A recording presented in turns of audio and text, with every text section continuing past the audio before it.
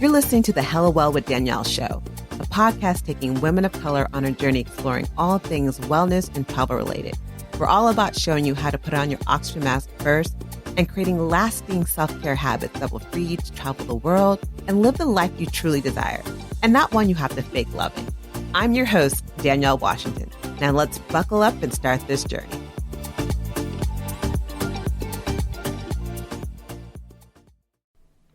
Hello, and welcome to another episode of the Hella Well with Danielle podcast.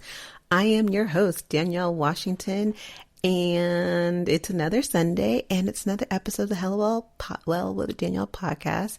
I'm feeling good. Today feels like summer. I got my little yellow dress on, and I wanted to share with y'all something that has really been a major change in my life that I was like, you know what? Why am I keeping this to myself? Like, that's being real, like, not shady, but I'm just trying to share. So I want to share with y'all. But before I share, again, I always like to say thank you and welcome to all those who are new to the podcast. If this is your first time listening, thank you. This is a podcast really focused in on creating a wellness revolution for women of color to get them to, stop putting everyone else before themselves. And like the airplane says, when you get on the plane, you do the little thing. It's like, put on your oxygen mask first and take care of you so you could be better to help everyone else and you. And so this podcast is really about wellness and travel for women of color and helping them, live the life that they truly desire instead of just surviving. I always say, let's not survive. Let's work on thriving. And if you are been here before and you're returning, I love you. I love you. I'm just really thankful and grateful for all people who continue watching. Last week's podcast was a little controversial. I had some people write comments that I'm like, ooh, who this? I don't know this person. It was kind of funny. No, it wasn't funny. I shouldn't say it was funny.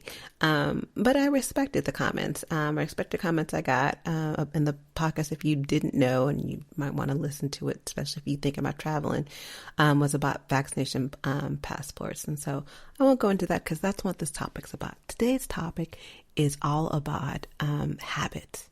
And if you think about it, there's a painful gap between what people say they want and what they actually do. And I'll be the first one to admit I'm up in that gap. And people say, oh, I want to live healthy, but they're at Chick-fil-A. They're eating, not saying Chick-fil-A is bad. I probably should I ain't trying to get sued. They're out eating, whatever, some fried chicken or, they're having, getting some cupcakes and like, ooh, I really want, a couple of, martinis. And so, they're saying that they want to be healthy, but they're not eating right. They're not exercising and they're not using their body or taking their body as their temple and their altar, but instead misusing and mistreating and not listening to their body. Another example I'll give is, a perfect thing about saying the gap between what we say we want and what we actually do is this podcast. For me, I'm like, oh my God, I hella want this podcast to go viral. Like I want more people to hear this podcast so more people can getting this information. But am I doing everything I could be doing to make sure that this podcast goes viral? Nah, sis, I'm not. And I recognize that. I'm like, my habits aren't matching up with what I'm saying I want. So there's a huge gap in between oftentimes what we say we want and what we're actually doing. But what if I told you that it's not us. It's not us that's doing something wrong. Like whatever you're doing is actually not the changes that you're making or trying to make aren't your fault. Like the failures of you, like, I want to lose weight. And you all of a sudden you try and you fail. And what if I was able to tell you that it's not the fact that you're trying to change, but what if I told you it was the way you were trying to change your habits were like hella wrong, like just crazy, wrong answer. What if I told you that was the case? What if I told you that there's a hella easier way that if you knew about this, you'd be like, dude, why didn't I think about this? Why am I just hearing about this? If I knew about this, 5 years ago, 10 years ago, like a month ago, my life would be changed. What if I told you there's something that's so embarrassingly easy that can really change everything in your life? Would you guys want to know about it? My guess is the answer is yes. And if it's not, continue listening. You may learn something. If it is yes, this is today's topic and you're going to want to hear about it. So I am talking about some things I got from a book called, I'm looking at my notes because I want to make sure I get it right. Tiny Habits, The Small Changes That Change Everything. It's by Dr. B.J. Fogg, who is a behavioral scientist at Stanford University, who is literally, this book is a game changer. If you go to hellowellwithdanielle.com and go to the podcast notes, you'll see a link for the book. I highly, highly, highly recommend getting the book. It's just the way he thinks and the way he breaks down creating habits that are lifelong lasting, that make, long-term changes is really different than everything we've ever heard. And so I'll start off, I'll kind of give you his information, whatever, but the basic premise of the book is stop blaming yourself for your failure to change. And I love that he says that. He's like, we're not the problem. Our approach to how we make change is the problem. So basically what he's saying is it's a design flaw. It ain't us. It's not personal. It's not a personal flaw on us. It's a design flaw that we've all bought into, is this is the way you make changes in your life. These are the way to make lasting behavior changes. And he's saying, nope, stop. You're doing it wrong. And it's not your fault that you're doing it wrong, but you're doing it wrong. And he explains how to do it right. And, summarizing of what his way of doing it right is basically saying is take a behavior, make it tiny, find a way to fit it naturally in your life, and then nurture that stuff so it continues to grow, expand, and keep doing it. And of course, I'm saying this super easier. I'm going to break down exactly how he goes about doing it. But why tiny? Why tiny? Why make habits tiny? Why make tiny actions or small actions? And the whole point that he says of why making tiny habits works and why it is something that can, change everything. He says it's tiny, making things tiny is fast. You could start now. It's safe. Tiny, things can grow. It reduces the dependence on willpower and motivation, and it's transformative. And, his method of doing everything is called the Fogg behavior model. So it's B equals map, or B equals motivation plus ability plus prompt.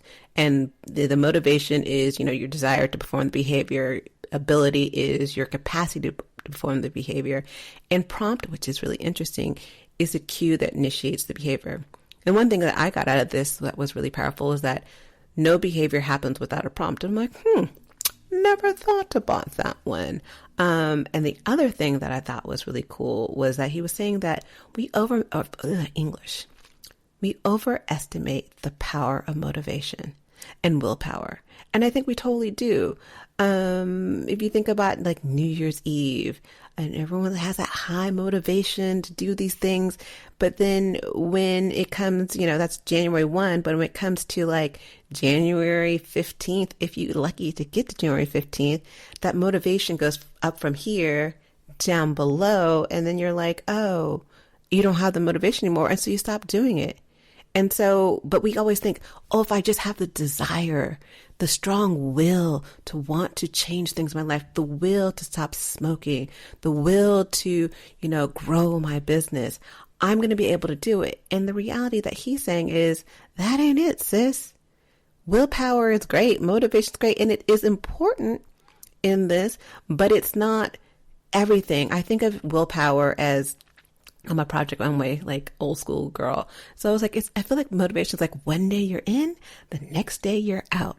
One day your motivation's up high, the next day it's not. And when it's not, you're not going to do that behavior. And that behavior goes gone and out the window, and you're dang, I failed. Because you were relying so much on motivation as your way of getting through it. And the reality check is motivation is unreliable. And he says that motivation is unreliable. Habits based on motivation alone is just as good as the motivation. So your habit, if you're really focusing only on motivation, being the fuel behind changing your behavior, the changes in the behaviors are only as good as your motivation.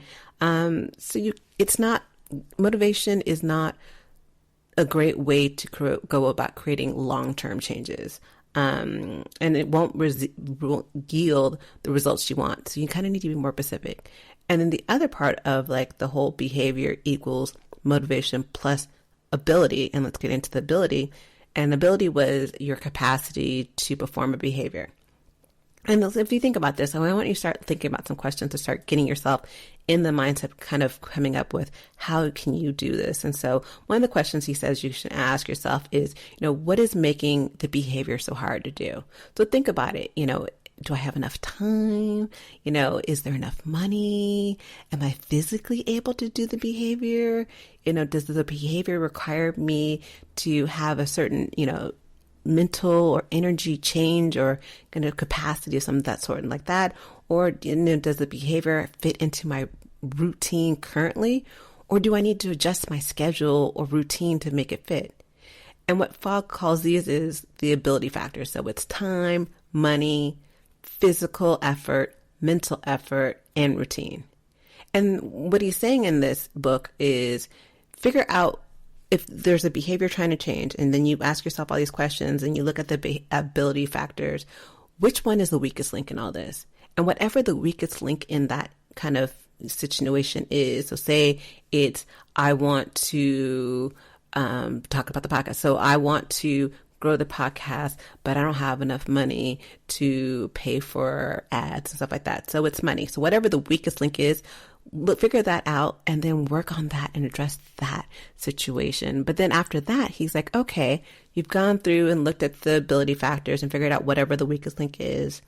Secondly, he says, to help you encourage that behavior, ask yourself, how can I make the behavior easier to do?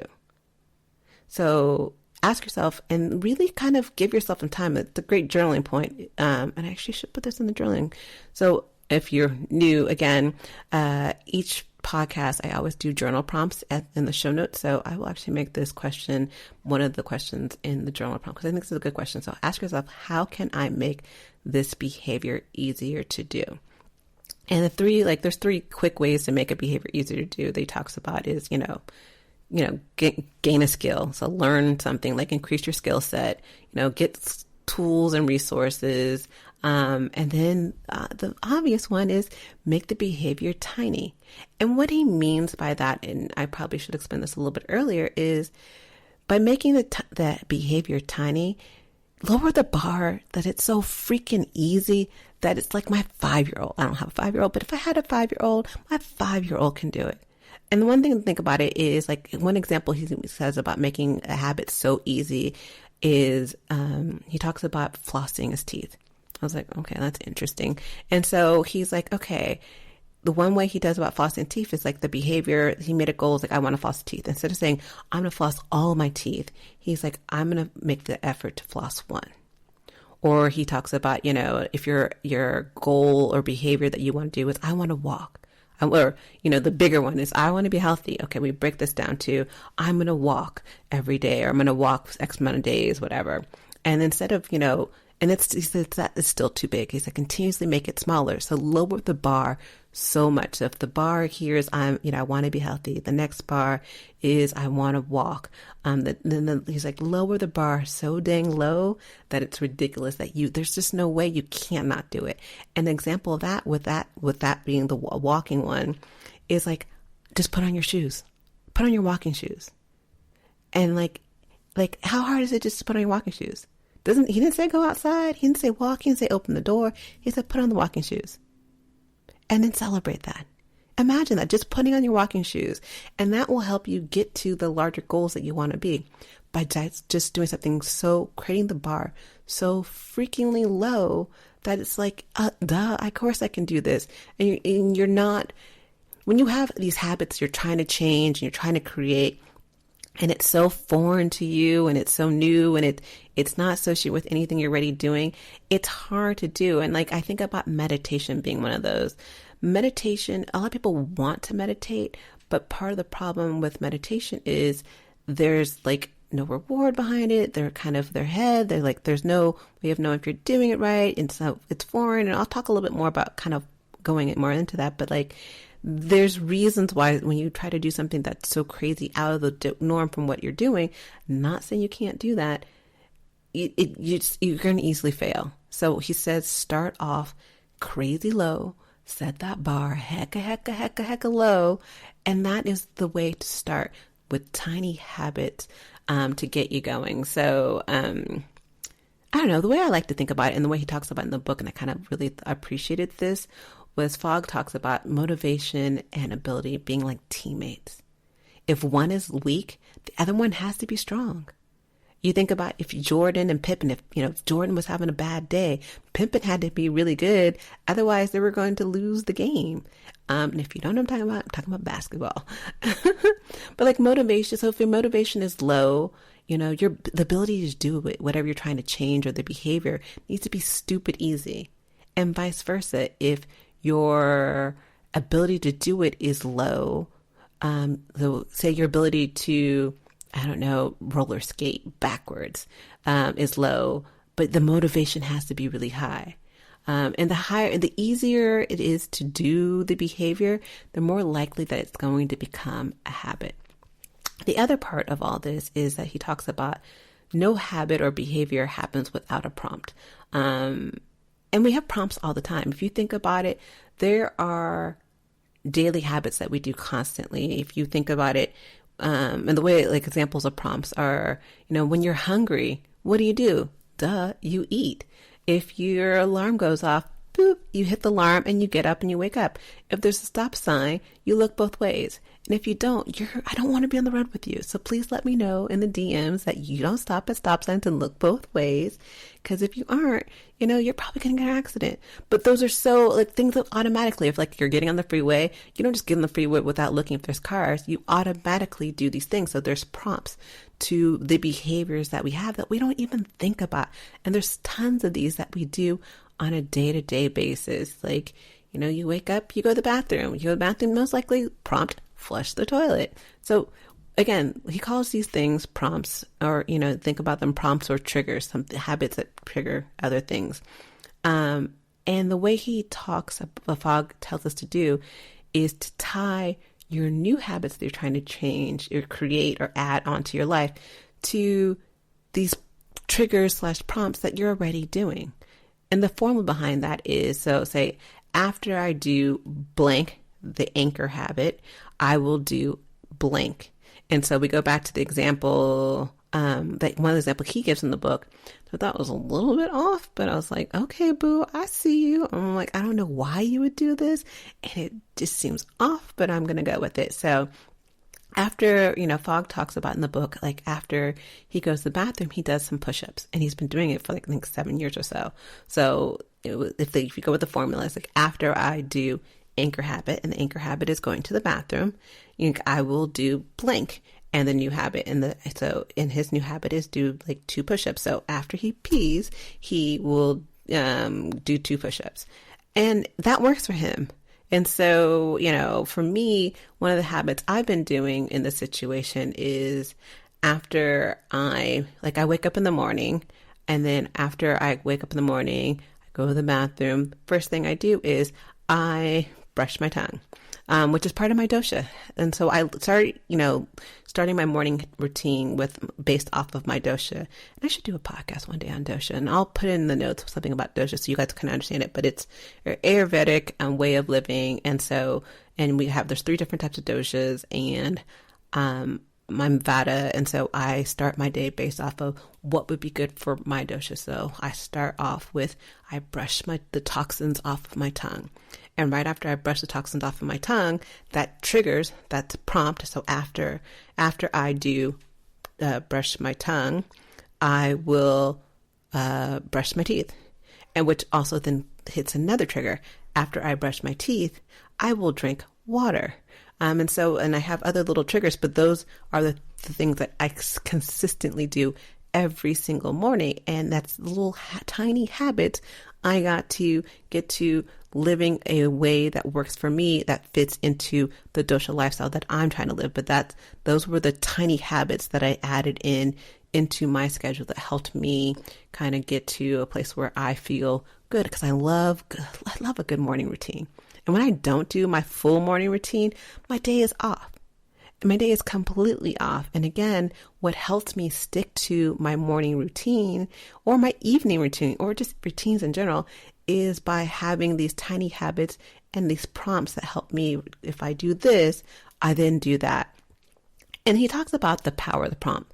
And it's, the power of the prompt that he talks about is that you're already doing this. These are things that that exist in your day already. So you're not creating new habits from scratch, which is great. You can try these things immediately and see results.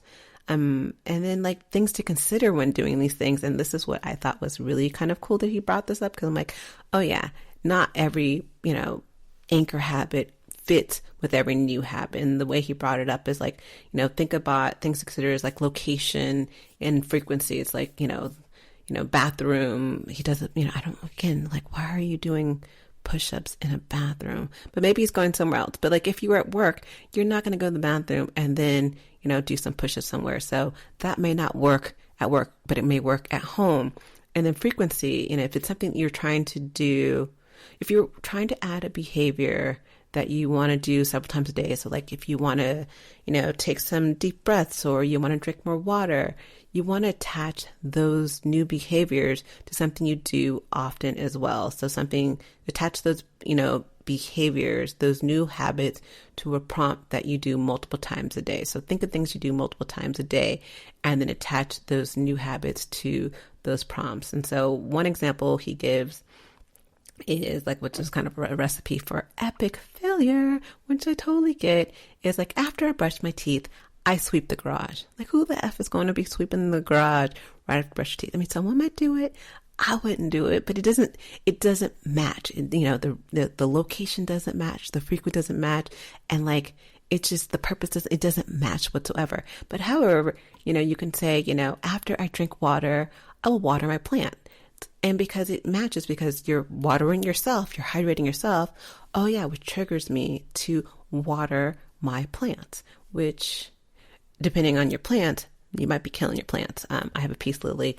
I know I can't water that thing every single time I drink water. So it doesn't match exactly, but it's something to kind of think in that realm. So you need to make sure that the purpose, the location, the frequency, all kind of matches. So it's not kind of out there.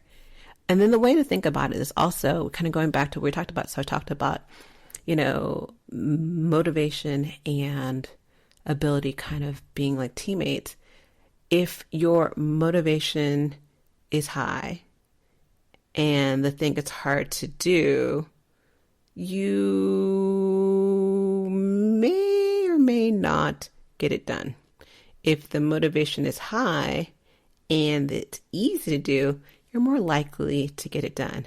If it's easy to do, but you're English and your motivation is low, you're more likely to get it done.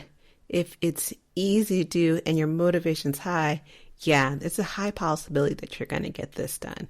And that's kind of the way he thinks about it. So again, the Fogg behavior model is behavior equals motivation plus ability plus the prompt, which is all kind of cool. And one thing to kind of put together, like when you're kind of doing this and troubleshooting your behavior, is again to check to see, is there a prompt to the behavior?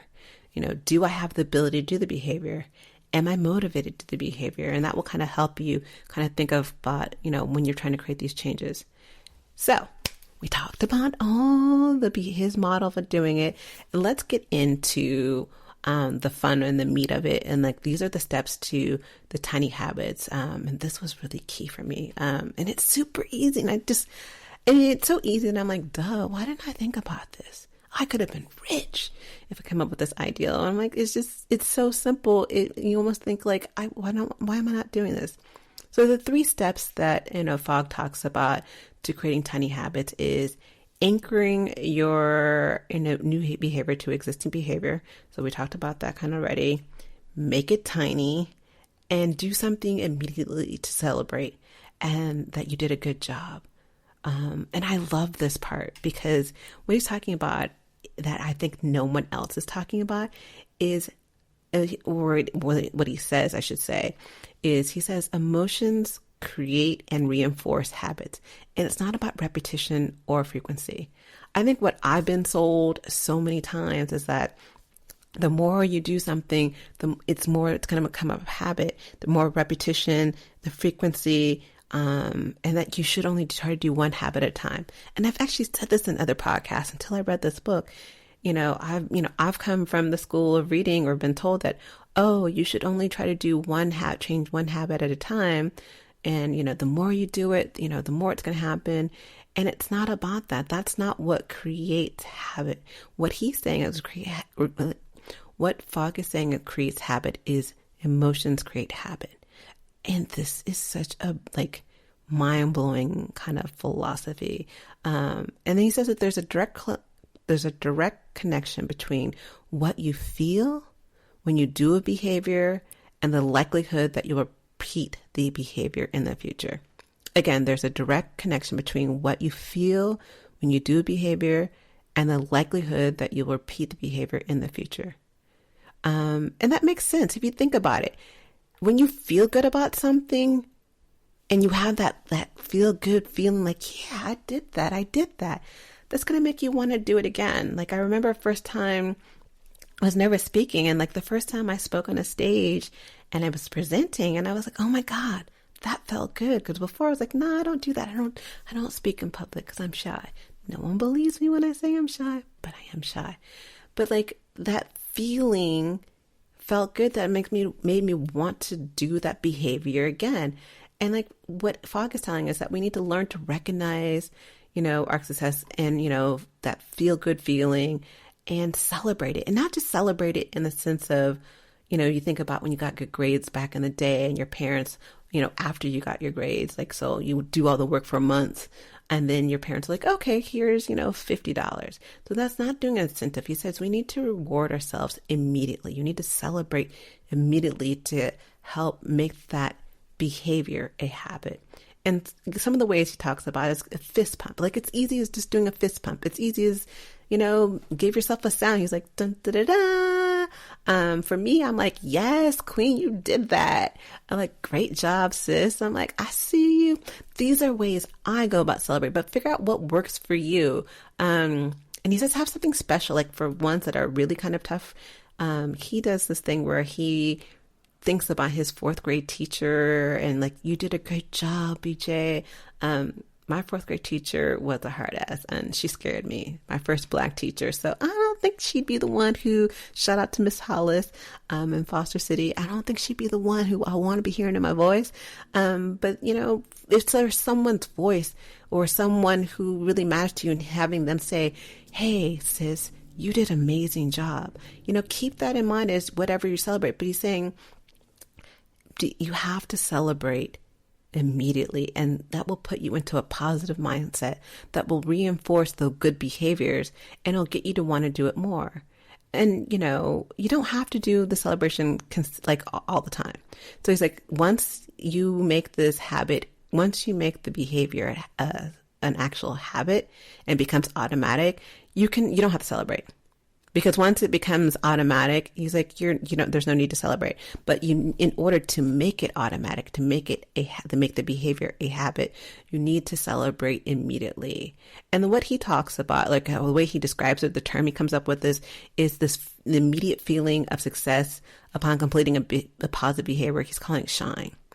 And so he's like, you need to have that shine. And I like that. It's shine, this feeling. And he talks about that no one before has really kind of created a term around that feeling of success that you get upon completing a positive behavior. And it's have that shine. And that shine makes you feel good. Yes. And for me, at one point of things, and one of the things I do say to myself, I'm like, girl, I see you shining. I'm like, okay, girl, I see you shining. So the word he uses, shine. And I do love that word because it makes you feel good. And, another word could be joy, whatever you want to do. But what he calls the immediate feeling of success upon completing a positive behavior is shine. So make sure you're shining after you do the habit. So again, it's come up with, tie your new habit to something you're already doing. So anchor it to something you're already doing. Make it tiny, make it the bar so dang low that the ability is so crazy easy to do. And then make sure that you're celebrating this. And so after reading, while I was in the midst of reading the book, I'm like, okay, I get, the 3 ways to kind of, make a tiny habit. But then I was like, oh, how is he going about doing this? Like, how is he picking? How do you know that it is a tiny habit? And what he uses is this kind of brainstorming technique called magic wanding. I don't know if that's his or not, but he calls it magic wanding. And that's how he goes about picking the tiny habits. And think about it this way. So create a list create a behavior that you want to change. So, or you want to make. So say you have the behavior that, I don't know, let's think of behavior. Why am I thinking of behavior? Behavior I want to change or I want to make. So I want the behavior I want to do is I want to change how I talk to myself. Bet. Okay. So, or actually, no, let's do something easier. That's easier. So we'll go back to the exercise one. I want to be healthier. So that's really vague. And he's always talking about being specific. And so but you're saying, if your thing is, I want to behave or I want to reduce stress. We'll talk about reduce stress. So put it in the middle of the page. I want to reduce stress, and then put in spokes around it. All of the different things you can do to reduce stress. You can, get paid more. You can meditate. You could take a trip somewhere. You can get off of social media. And so all these different things that you can do to reduce stress.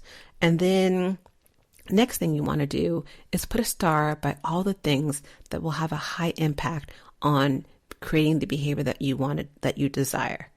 Next, after you do that, circle all the behaviors that are easy for you to do, the ability, that goes to the ability side of things. And then third, underline the behaviors that you're most likely to do. Because there's some things you're most likely not going to do. You're like, I'm not going to take a trip. I mean, that's not me, but to reduce stress. And maybe I wouldn't. I don't think I would take a trip to reduce stress. I don't know. Yeah, I probably would. I don't need many reasons or excuses to take a trip. So it's like, think of the things that, star the things that are high impact, circle the things that are, easy for you to do, the high ability for easy for you to do, and then underline the things that you're most likely to do. Then look at the things that you have on this piece of paper. Anything that has all 3 of those things, or at least 2 of the 3, those are the ones you're going to want to focus on first. Those are the ones that have high impact, that the ability to do it, you feel like I can do this, and then you're motivated to do it. Because if you pick something that, it's great, it looks high impact, but the ability for you to do it or the motivation for you to do it isn't there, again, the likelihood of you making those changes isn't really high. And so you need to consider those when you're kind of putting this together. So, and then the other thing I think I love talking about was he talked about how do you disrupt behaviors. And I didn't want to go really far into that, but then he talks about, again, no behavior, is without a prompt. So for you to disrupt a behavior, you want to look to removing some of the prompts. And so that's something to consider. Again, read the book, because he goes in, the book is, it's not long, but some parts of the book, so this is hella wordy. And I'm like, it took me a little bit to get through it. But the information and the meat of the information of tiny habits was just really, really good. And it's just something you can, again, listen to this podcast. And from here, start making these changes today. Literally, these are some easy things you can start doing today that can make a huge life-changing difference in your life. And I love that, it's just the way that we've been doing it. We've been taught that, you need to do this often. You need to do one thing. Motivation is everything. I just have the willpower. I have the willpower to do it, to make these changes, and I'm going to succeed. And it's not all about motivation. I've never really thought about it as, okay, motivation matters, but my ability of doing it and, what impact has it, and putting it all together and making it so small. And once you make it small, so we talked about, the first step in the walking thing is putting on the shoes. And most likely, if you put on the shoes, at that point, you're like, well, maybe I'll just go for a walk. And maybe you won't. And if you don't end up putting on the shoes and going for the walk, he talks about, start asking yourself, okay, why am I not doing this? Maybe this isn't the right thing. And question the motivation and the ability. And maybe it wasn't the right tiny task or tiny, action. And it's okay to change it. It's okay to do these things and set these things up and reevaluate and be like, okay, this wasn't the right thing for me. What can I do that's different? And then, because if you're not seeing you progressing to something else and giving yourself grace and time to progress to something else. And so kind of keep those things in mind. So key takeaways from all this and creating habits and changing behaviors is stop judging yourself. Stop judging yourself. We are not flawed. The way we've been doing things are flawed. It's not you. It is the system. Willpower and motivation aren't enough to create lasting changes. Take your aspirations and start crazy small with small behaviors, small tiny behaviors and changes that you anchor to current actions that you're doing right now. Emotions create change, not your repetition of doing it. Make sure that you're celebrating the behaviors immediately until they become habits, and then embrace the mistakes and mishaps in creating the habits so you can discover ways that you can do things differently and move forward. I'm hoping y'all got something from this, because this, again, has been so huge and just like the little things that I do every single day. And it's just made a difference in how I'm able to show up in what I'm doing and the things I want to achieve in my life. Because before I was just like, okay, I have this high goal. I can do it because I'm motivated, because I'm a go-getter. I'm this, I'm that. I'm a hustler. Ain't nothing about hustling. If you ain't got the ability, if the motivation isn't consistent, because the motivation will never be consistent. It's very rare your motivation to do everything is consistent. I love this podcast. I thoroughly love giving you guys information and interviewing different people. But there's some days like I'm hungover. Well, I'm always hungover, but like I'm tired. I have, other things that are conflicting with my ability to do this. The neighbors upstairs are stupid, crazy loud. And so the motivation may not always be at a 10. It may be at a 7. And so it just changes. And it doesn't mean that I don't desire to do something, but my motivation may change. And so me depending on motivation and willpower ain't always the way to go about it. So anyway, that's this week's podcast. I hope you enjoyed it. Again, if you aren't aware, this podcast is now on YouTube, so you can see me in my little cute outfit, or I think it's cute. So you can go to YouTube and go to the Hello Well with Danielle page, and you can find me there.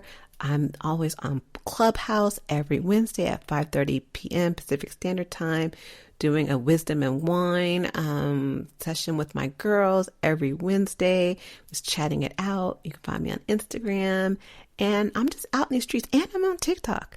Just got on TikTok. Not sure how this is working out, but I'm starting to do more TikToks, and I just want to find different ways to make sure y'all are thriving. This is all about you thriving, living your best life. And so on that note, have a beautiful week, and I will see y'all next Wednesday. I'm like, nope, I will see you next Sunday. All right, ciao.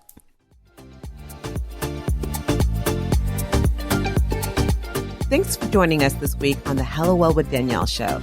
Make sure to visit our website, hellowellwithdanielle.com, where you can subscribe to our show on iTunes, Spotify, and Amazon Music and never miss an episode.